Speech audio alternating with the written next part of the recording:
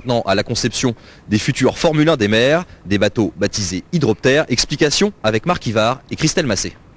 Les bateaux ont-ils des ailes? Assurément, voici un MOS international. Il navigue 60 cm au-dessus de la mer, un prototype fabriqué à l'Institut supérieur des matériaux du Mans. Les étudiants ont travaillé sur l'ergonomie des ailes, mais pas seulement. L'objectif de ce partenariat avec les constructeurs, optimiser le produit avant sa commercialisation.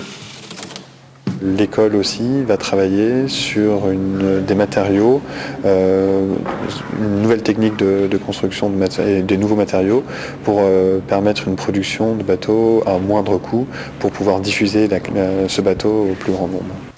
Analyse, mesure, test sur les matériaux. Pour ces étudiants en troisième année, ce concept d'hydroptère est un support d'expérimentation idéal.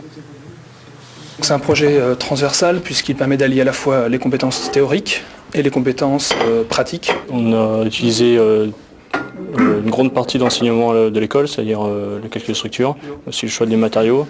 Et puis d'un point de vue plus personnel, je porte un grand intérêt à ce niveau-là et je compte travailler dans ce milieu aussi.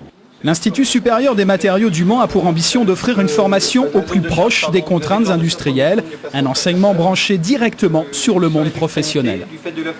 L'intérêt d'aider en quelque sorte à l'incubation de ce projet est clairement d'aider à la formation de nouvelles entreprises. Et quand ces entreprises sont en plus initiées par des anciens élèves, c'est parfait.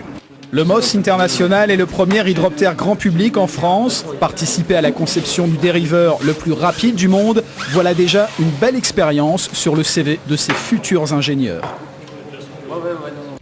Voilà, cette édition est à présent terminée. Vous pouvez la retrouver sur le site internet de France 3, france3.fr. On se retrouve demain 18h45.